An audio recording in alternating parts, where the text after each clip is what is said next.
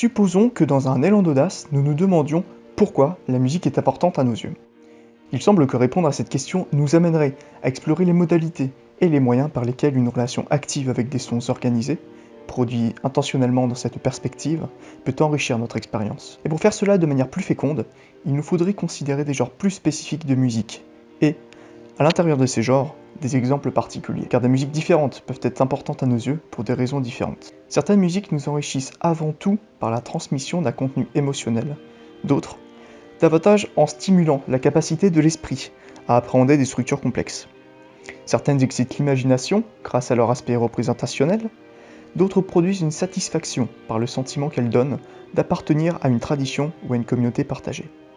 Certaines musiques nous renvoient agréablement à la pleine conscience de notre corps, d'autres nous font sentir de purs esprits. C'est ce qu'écrit Gerald Levinson dans son essai de philosophie de la musique en 2015. Bienvenue sur Philostop, et aujourd'hui, on s'arrête ensemble pour penser la musique.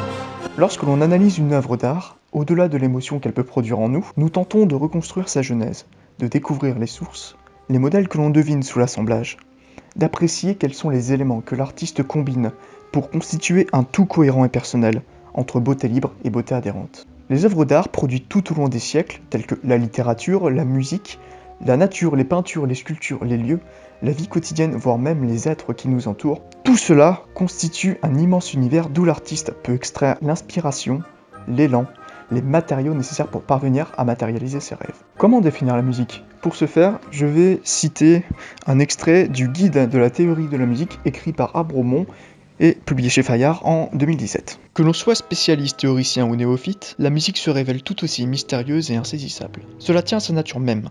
Les œuvres musicales se déroulent dans le temps. Aussi, la pensée musicale ne peut se dévoiler que progressivement au fil d'une interprétation. Pour appréhender la totalité d'une œuvre, la visualiser en quelque sorte, il n'existe aucun outil à part son imagination et sa mémoire. Mais tout autant qu'un art du temps, la musique est aussi un art de l'espace. Les sons sont transmis par des vibrations dans l'air. Il est donc possible de bénéficier à tout moment d'un concert, parfois même en passant devant une fenêtre entrouverte. L'espace influe ainsi sur la perception. La même musique semblera bien différente écoutée en plein air, dans une cathédrale ou au casque. Nous venons de parler de l'espace extérieur qui véhicule les sons.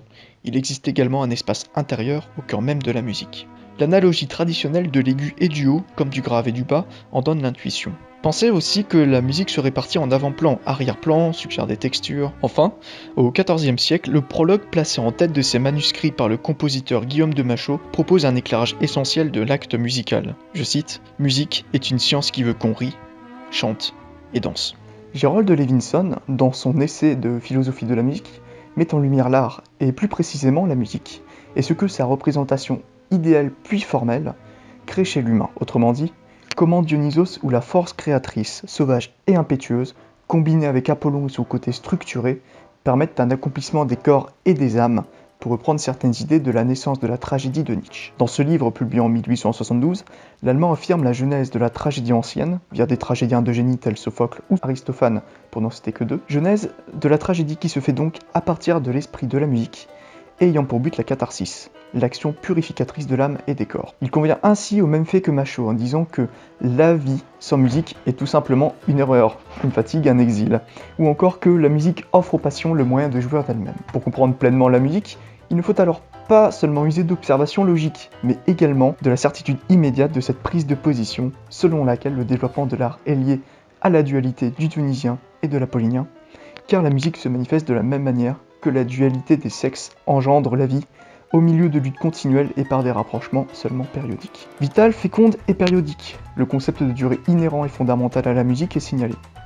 Il est en effet intéressant de se questionner sur les dimensions temporelles et à la fois intemporelles de la musique, étant intrinsèquement soumise au temps, car création finie et bornée, comme nous, et en même temps infinie et intergénérationnelle, existant par la pure pensée, sans frontières. C'est pourquoi il semble nécessaire d'approfondir la définition que nous avons apportée à la musique par rapport au temps tel que nous le décrivons conventionnellement. Musique et temps étant intrinsèquement liés. Il y aurait alors, pour citer Thomas d'Aquin, le présent du passé, avec la mémoire, le présent du présent, avec la vision de plein pied, et enfin le présent du futur, avec l'attente. Ces 3 schèmes appliqués à l'art de la musique nous donneraient ainsi la perception, et toujours l'entente de la note jouée, ou la mémoire. La note jouée sur le moment avec un son immédiat, la vision, et enfin l'image mentale de la future note et du futur son, l'attente. Et ce n'est que de ces 3 schèmes combinés que pourrait surgir l'harmonie, autant corporelle que spirituelle et musicale. La conception linéaire du temps se retrouvant alors sous forme d'une boucle, telle la fin d'un morceau de musique invitant la première note à se rejouer inlassablement dans une danse infinie. Pourquoi la musique,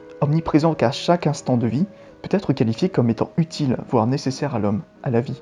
Qu'attendre est tiré de cette création? Traditionnellement, la musique est plutôt affiliée à l'inutilité, non au sens où elle n'aurait pas de valeur, mais au sens où elle ne répondrait pas à la satisfaction de nos besoins naturels, car relevant du domaine spirituel et culturel. La musique n'a pas non plus à proprement parler d'utilité pratique, contrairement à la technique, qui se sert de morceaux de bois plutôt que de morceaux de voix, pour construire des objets. En effet, la musique ne vise pas l'utilité, mais la beauté. En répondant à des besoins notamment psychologiques, comme ceux de ressentir et d'exprimer des émotions, la musique est un moyen d'expression et de connexion des hommes entre eux, comme en témoigne l'attention portée par l'oreille du spectateur à l'intention du créateur. Comme le dit Francis Wolff dans son ouvrage intitulé « Pourquoi la musique ?», la musique répond à la fois pour rien et pour tout. Elle permet de sortir de la prison subjective et angoissante de fausses idées, pour ainsi être pleinement et vivre pour chanter, danser et être ensemble. Car si tantôt la musique adoucit les cœurs et parfois plus tard excite les corps, elle est facteur de vie et du vivre ensemble avant tout. En effet, pour certains, la musique peut être perçue comme une sorte de salut, en donnant des repères pour unir notre âme et notre corps,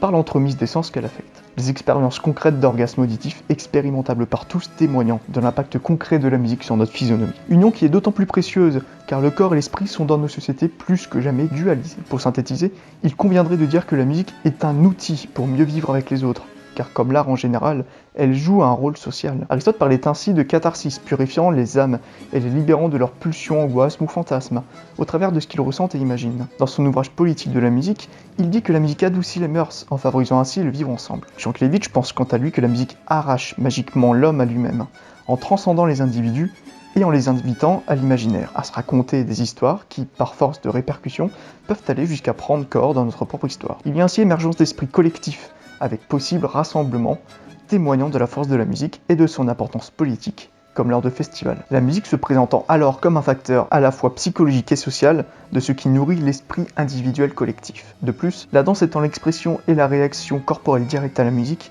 nous comprenons pourquoi Nietzsche disait également qu'il considérait comme gaspiller toute journée où il n'avait pas dansé, sans mentionner toutes les traditions ou les coutumes que les mouvements corporels, véritable expression de soi et reconnaissance face aux autres à part entière, puissent véhiculer. Ainsi, qu'attendre concrètement de la musique si ce n'est qu'elle nous rende notre vie plus belle? Vivant dans une société où l'effort n'est pas tellement valorisé et où il est possible de tout obtenir instamment, l'attente d'un certain effort de la part d'un auditeur musical semble primordiale. Prendre le temps de se concentrer et d'être vraiment présent. L'art et la musique en général demandent en effet un effort faisant partie du processus d'échange et faisant également partie de la beauté musicale. Il ne faut pas tout attendre, mais aussi aller vers le musicien, aller vers la musique. D'où l'intérêt de l'écoute active. L'auditeur fait alors partie vraiment intégrante du processus et sa manière d'écouter influence aussi le jeu du créateur. Par la sorte de boucle qui se crée, qui se donne et qui se reçoit avec l'auditoire, il y a une vraie communion avec le public, où la musique que l'on joue est vraiment totalement perçue, où chaque inflexion est palpable. Le propre d'un artiste étant de toujours continuer à chercher l'interprétation,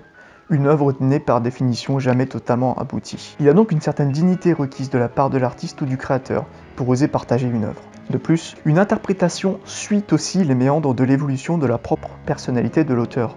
Et c'est également cela qui fait la beauté d'une interprétation, non figée, mais vivante. Les grands musiciens étant ceux qui arrivent à s'adresser à un public, d'une manière qui ferait presque même oublier le médium qu'ils ont choisi. La musique prenant alors une dimension de langage quant à l'humanité, la vie spirituelle. Une sorte de transcendance est alors partagée. L'histoire propagée peut ainsi par exemple être celle d'un humain d'aujourd'hui sur ce qu'est le sens de la vie, ou encore peut-être un questionnement sur nous-mêmes, dépassant alors la simple accumulation de sons joués plus ou moins bien. En interrogeant le texte musical, le questionnement devient quelque chose de fondamental. Un artiste ayant pour rôle de mettre le doigt sur les choses qu'on partagerait, et qu'on n'arriverait pas forcément à nommer. En cela, la grandeur de la musique est de ne pas avoir besoin de mots pour interroger, comme par exemple un tableau pourrait nous interroger avec un assemblage de couleurs ou des figures vers leur disposition. La pensée non verbale est une chose importante, et une œuvre peut penser sans mots, et doit penser sûrement. L'art étant une école de la beauté, la musique permet ainsi de véhiculer du sens, de la poésie, là où peut-être on n'aurait rien remarqué, au-delà d'un simple marché mercantile parfois. Des distinctions peuvent parfois être faites, comme par exemple avec les musiques savantes, répondant à des codes et à des techniques élaborées et complexes, peu accessibles aux yeux des non-connaisseurs, et les musiques populaires, élaborées par le peuple et accessibles au plus grand nombre. La fin, le but de la musique étant toujours de permettre aux auditeurs de se reconnaître,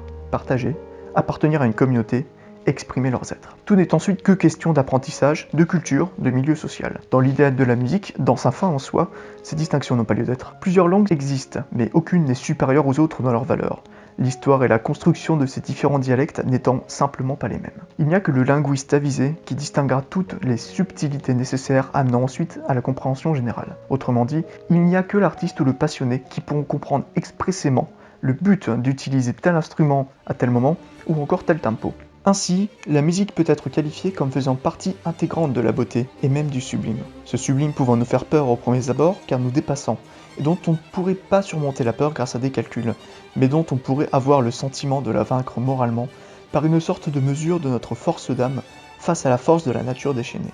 Image du divin ou encore image de l'infini dans la forme du tout, la musique se révélant ainsi être ce qui est informe, sauvage, terrifiant. L'intensité dynamique des forces qui se déploient dans l'univers et qui dépassent notre intégrité physique. Par le fait qu'elle soit art non représentatif et par son caractère non référentiel, la musique peut impliquer un certain discrédit, comme chez Kant, à l'inverse de Bergson, pour qui la musique posséderait un pouvoir de révélation du réel en soi, en tant que durée. On peut alors concevoir la musique à travers l'application de la catégorie de la quantité à la sensation et au jugement de goût, ou autrement faire de la musique un flux qualitatif, cela induisant des conséquences métaphysiques pour les deux esthétiques musicales.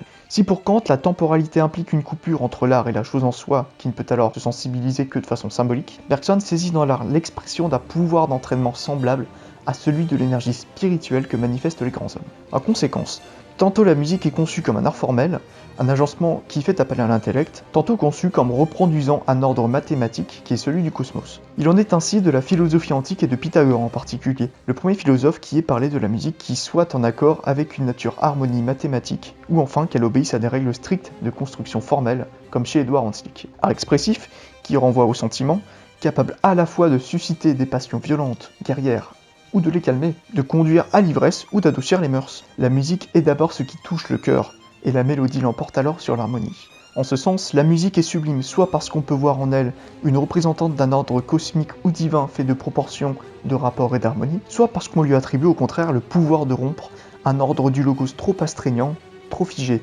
afin de lui substituer une sorte de contre-pouvoir qui fasse droit aux puissances de la sensibilité, du sentiment, de l'irrationalité.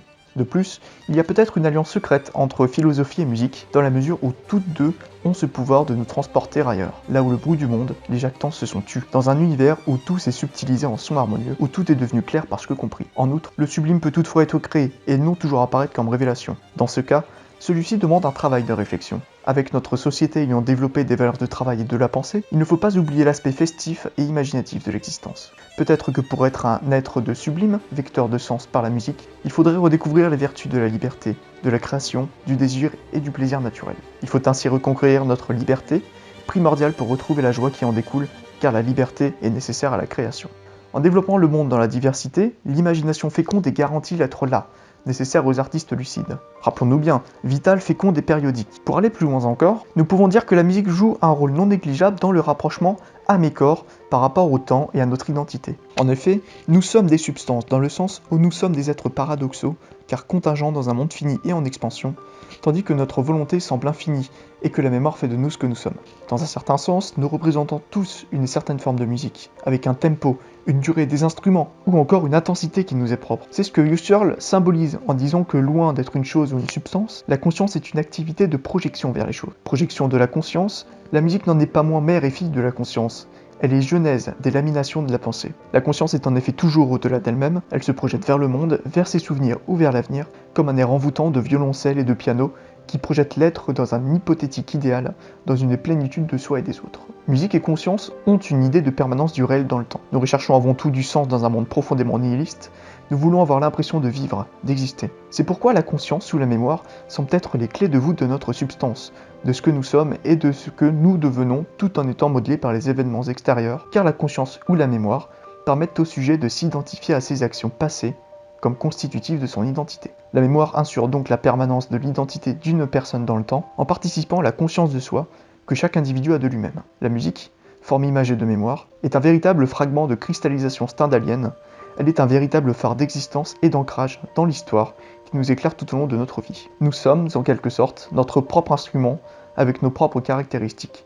Et c'est à nous de devenir véritable maestro de l'instrument qui nous a été donné par la nature, de notre corps et de tout ce qui le constitue à petite ou grande échelle, du moi au milieu social en allant par l'histoire de son époque par exemple. C'est de nous que vient le devoir de modifier notre instrument de musique, de nous modifier, tout en devant, au long d'une vie, apprendre, essayer, échouer et recommencer, c'est-à-dire choisir l'utilisation de cet instrument, la mélodie ou encore la manière de jouer afin de penser et de se présenter à soi et aux autres. Pour faire une analogie, la vie serait ainsi une page vierge de musique qui n'attend que d'être remplie de notes. À vous de choisir si votre création, finalement, sera pur chef-d'œuvre mélodieux ou plutôt notes éparses, de non-sens, qui finira dans l'oubli.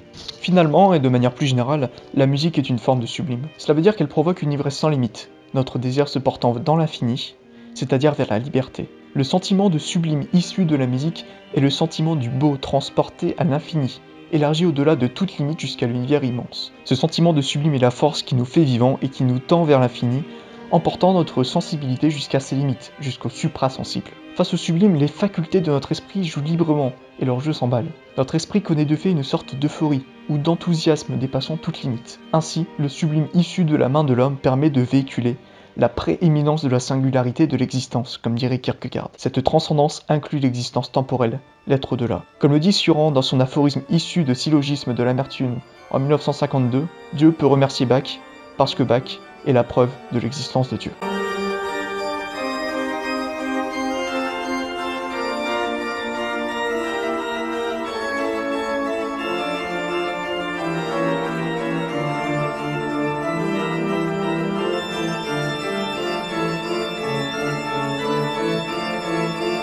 J'espère que cela vous a plu, que cela vous aura poussé à la réflexion, et sur ce, je vous dis à très bientôt pour une nouvelle analyse, un nouveau sujet, une nouvelle dissertation, une nouvelle argumentation bien pensée.